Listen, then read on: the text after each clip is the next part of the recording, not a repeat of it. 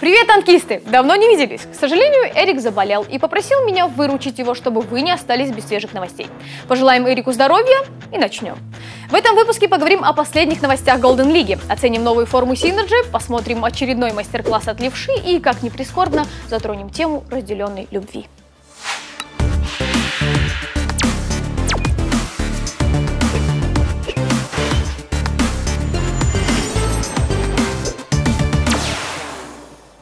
Совсем немного остается до финала третьего сезона Golden League. 7 из 8 команд будут бороться не только за 50 тысяч долларов, но и за вторую квоту на гранд-финал. Первая, напомню, уже у Нави. Теоретически оставшуюся путевку может выиграть любая из команд, но, откровенно говоря, наилучшие шансы у Unity, Mind и iGaming.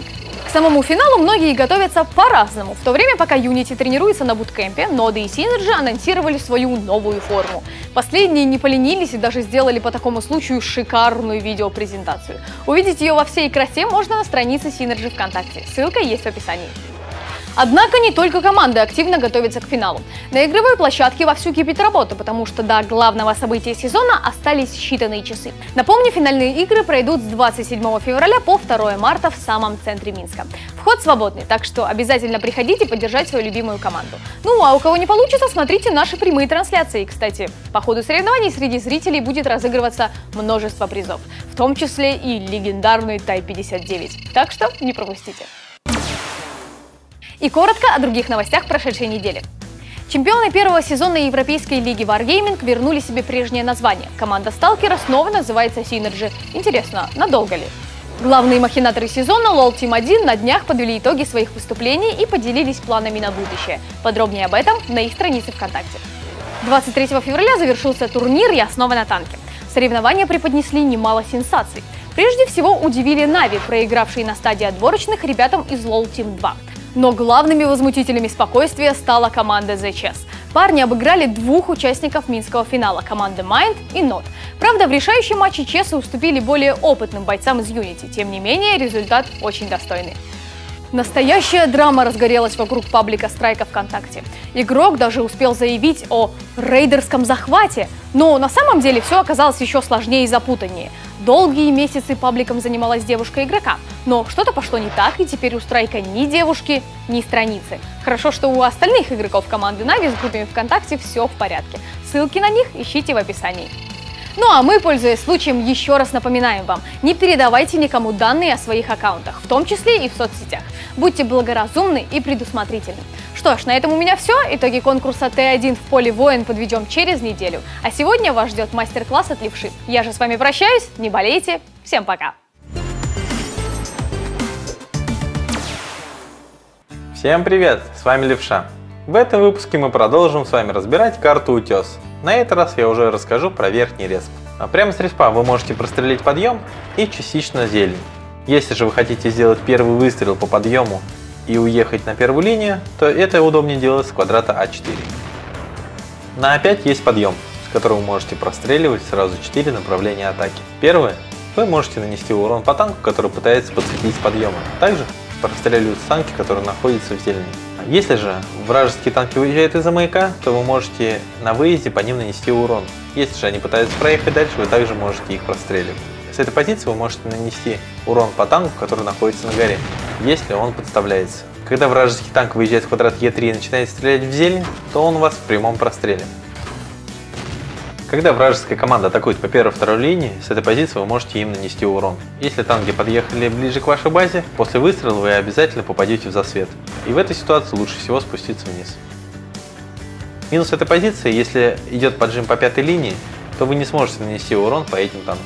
Ехать с верхнего респа и пытаться подняться на второй линии меньшим количеством танков нельзя. Если туда приедут 3 и более танков, то вы обязательно умрете. Вы не успеете подняться наверх до подъезда вражеских танков. С этого респа подъем расположен так, что при заезде на него вы обязательно потеряете скорость. На этой позиции за счет плохого склонения орудия на 1390 воевать не совсем удобно. Компенсировать это можно таким образом.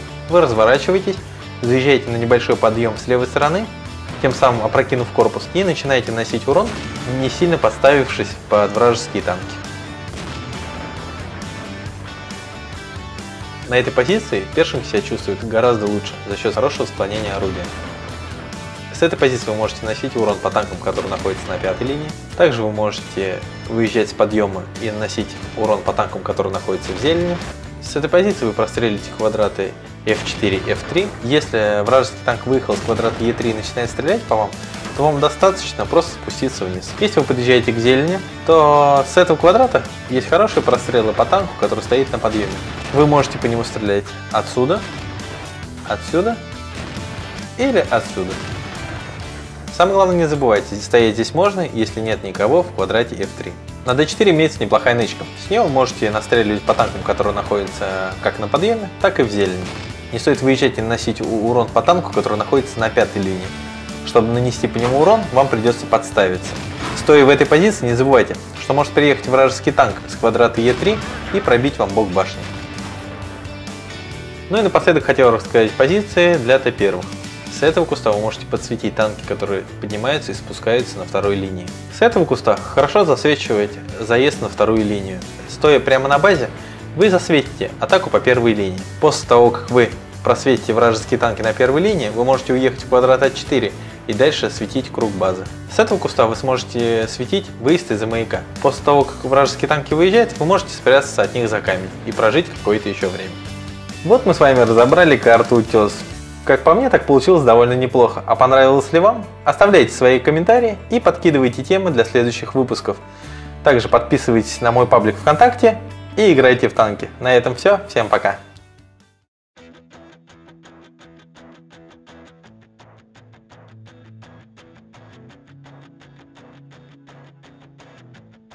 И вы увидите, что увидит.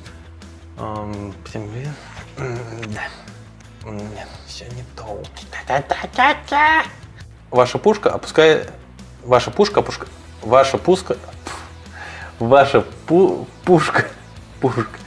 Это дубль меня доконал. Какой всем привет, всем пока уже.